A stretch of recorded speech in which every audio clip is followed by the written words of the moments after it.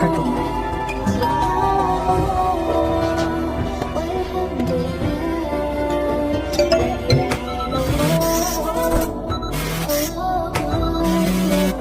जी अम्मी, हमारा टाइम भी बस होने वाला है।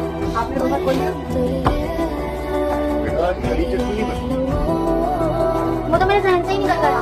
तो बाकी चीजें यहाँ पे रखो, मैं हरी चटनी बना के लाती हूँ। वाकई रमजान कितना बरकतों वाला महीना है, जब पूरी फैमिली साथ बैठकर इफ्तार करती है। हाँ, अच्छा तो बहुत है जब पूरी फैमिली साथ हो।